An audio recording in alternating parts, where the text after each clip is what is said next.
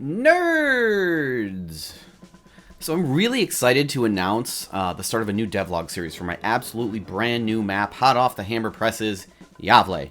So if you're not familiar with my devlog series in the past, typically what I do is kind of have a more train of thought, unscripted. I just sit down, I run around the latest version of the map, I tell you what I've been thinking about it, I tell you how playtests have gone, I tell you my workflow in general, and the goal is to have this series chronicle a map from the A1 very first version all the way through testing, iteration, all the problems that are going to come up, eventually to having a fully released final version, final-ish version of the map.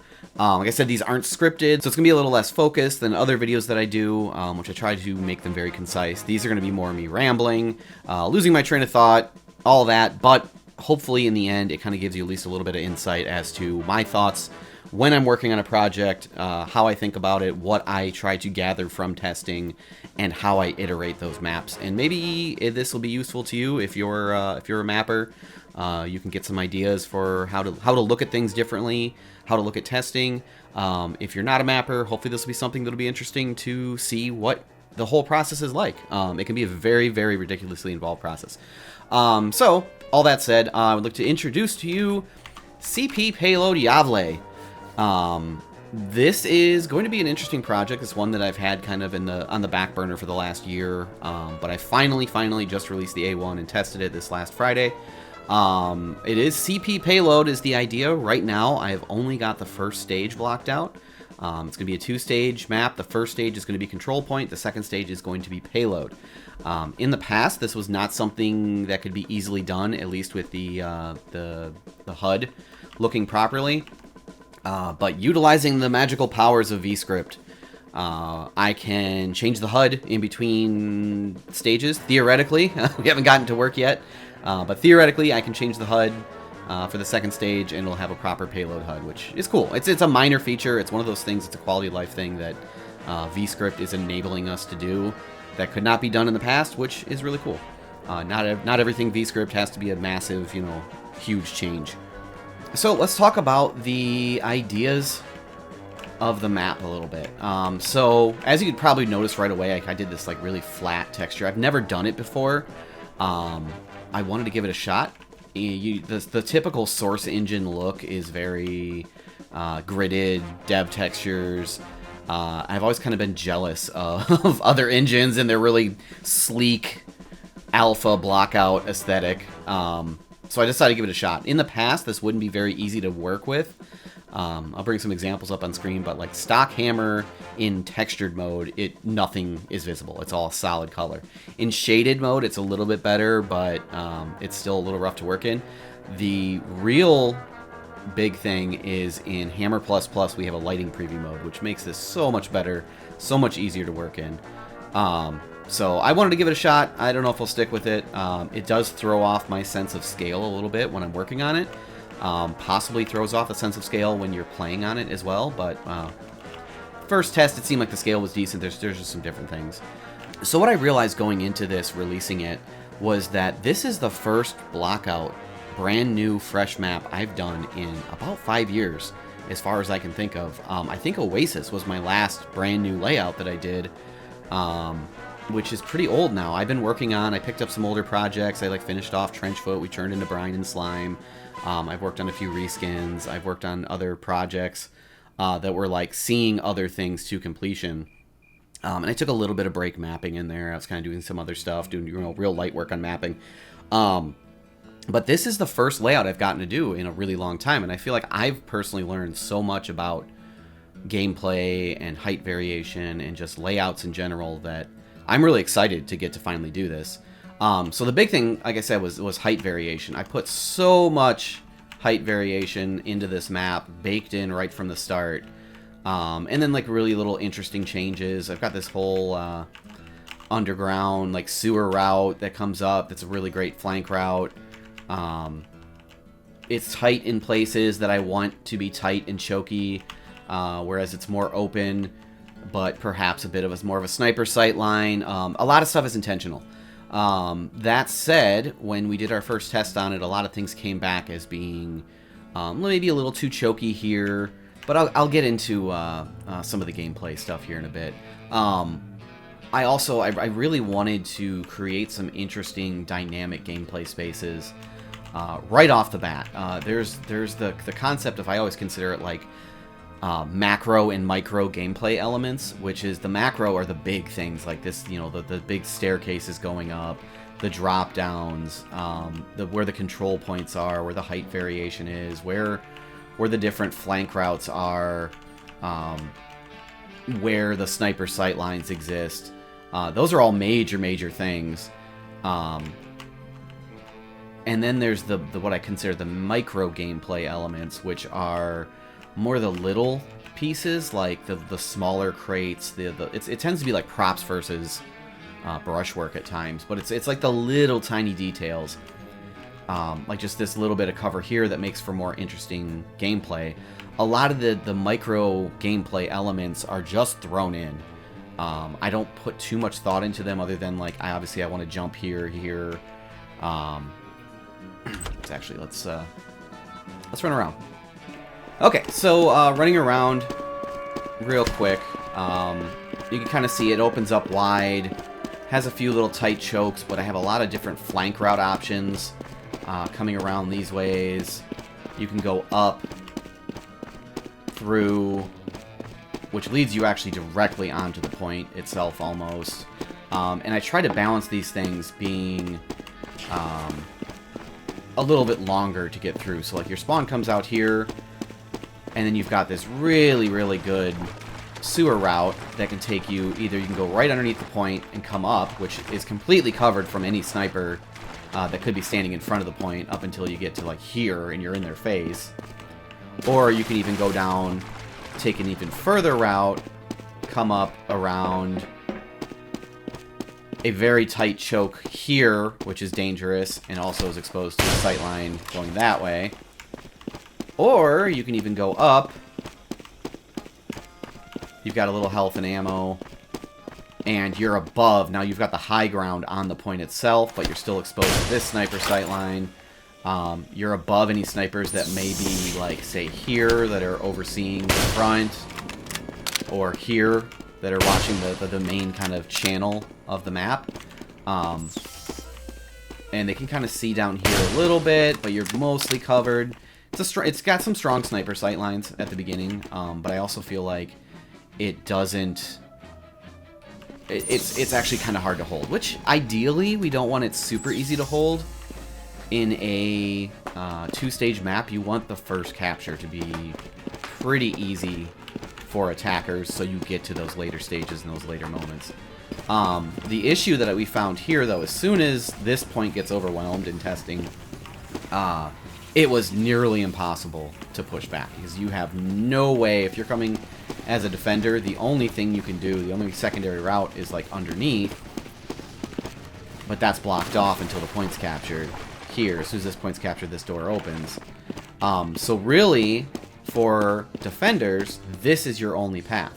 If this is held strong, you can't even approach this. So it's kind of up in the air. I'm going to make it a little bit easier to push back. I might add another route. I'm looking into maybe opening up this and adding a route that connects up through this building and maybe dumps out back here as a kind of a way for them to get around. I might even put like a one-way door here. I'm hesitant to do a one-way door, but I also don't want attackers to push through this way and manage to get all the way behind the point and pushing into the second point too easily. Like, you want that little bit of a choke there at least. So I might have to go the one-way door route. But anyway, moving through here, you've got kind of the two main doors. This one overlooks, you see the courtyard. Lots of big open area, lots of sight lines. Or you can take this route, which is a little bit kind of deeper penetration. You're a little bit more covered. You can come up directly to the point, which you can see there's tons of height variation, tons of interesting places to go. Or you can come down here, go through. This gives you places to kind of attack some of the defenses, maybe sentry nests, whatnot. Kind come up this way, and then you're at the control point. Or down this way is their spawn for red, which I kind of have tucked back in a little bit of a corner right now. This is probably one of the parts that's going to need to get changed the most, is kind of the spawn flow up to the control point. It's a little tough. If it's getting captured, it's a bit too tough to run out and take it back. Lots of cool little jumps like that, too, where it's just like, just barely can make that with most classes. Oh, yeah, see, I failed there. Oh, and then, I'm running out of time.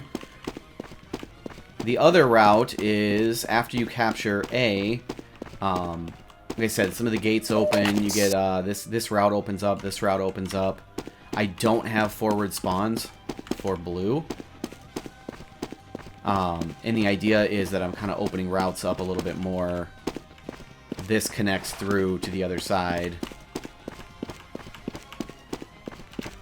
This opens up. And then it kind of just, you cut this whole corner off here. So then you can also drop down here, landing in the water to avoid fall damage. Mission ends in 60 seconds. And there's this back little courtyard area that has this route, which is a bit of like a little sniper perch, kind of view things this way. An annoying box jump to here, which is also the connection from this side. A lot of this is going to change too, I can already tell. And also dumps out kind of deep into their territory with the control point up here. Mission ends in 30 seconds. You've got this little tiny underground route this way. Whoop. You got this tiny little route this way and up to the control point. In testing, the very first thing is it was a little bit ends in 10 seconds. too easy to capture this and hold it. We're gonna make it 4, 3, 2, 1. Okay, shut up. We're gonna make it a little bit more harder to just hold it once you push. I want a little bit more back and forth. So like I said, that extra route this way should help. This is a bit convoluted, this whole area here, especially because Mission begins in 60 seconds. let's say you're red. They are actively capturing the point. You go out this way. You come up.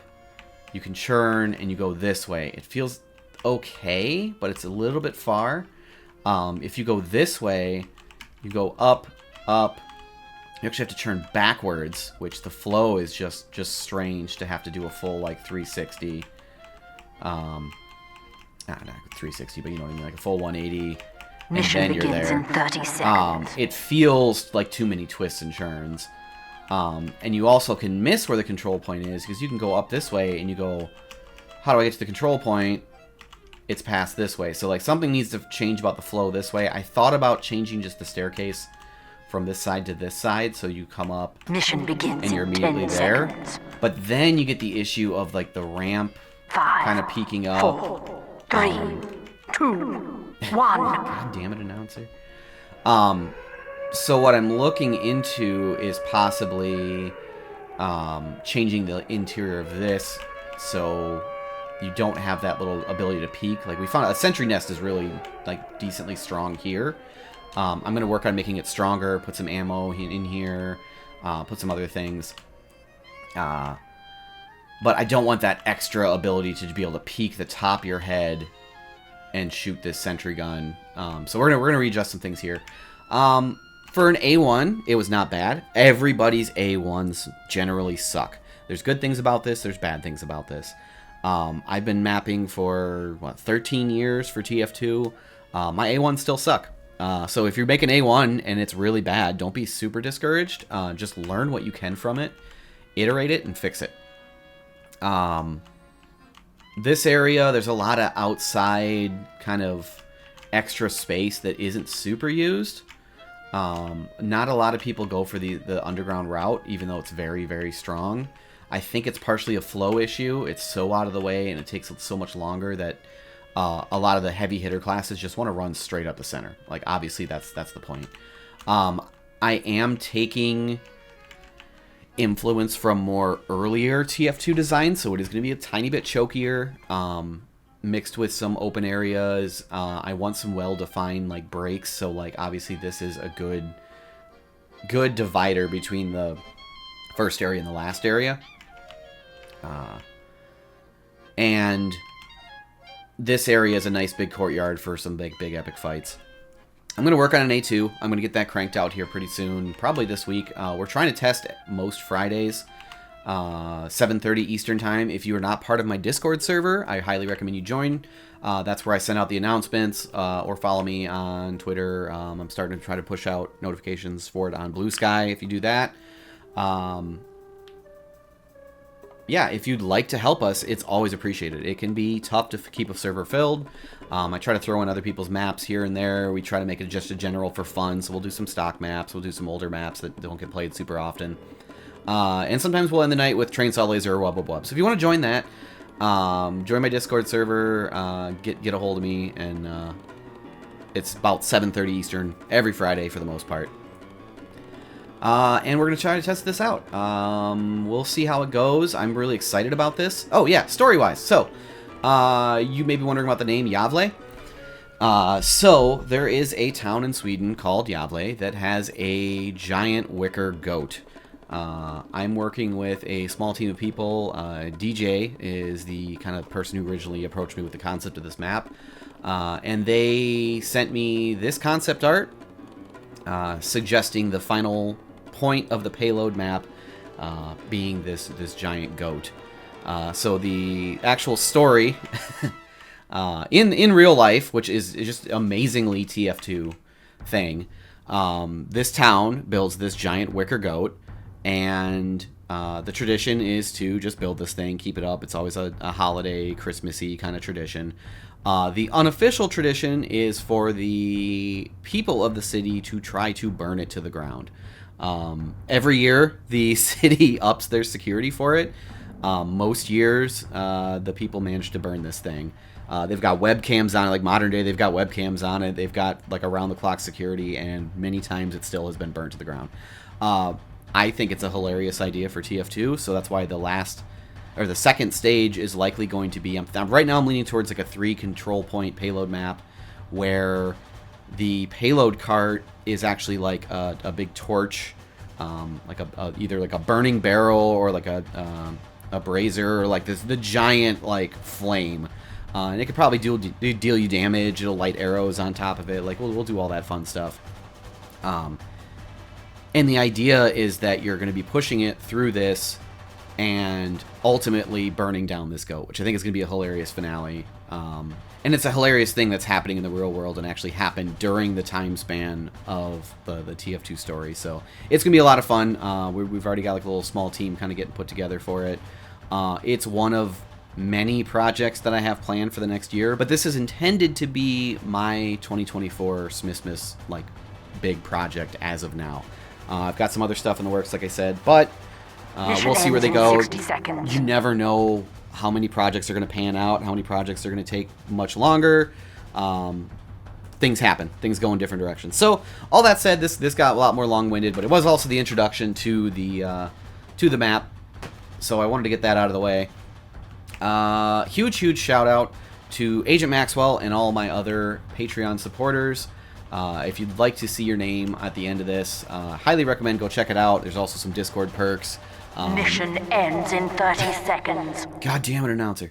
And I always, like, the people in my Discord who are part of my patrons have already known about this project and have already seen the backstory to it. So thank you for watching. I appreciate it, and I'll see you in the next devlog.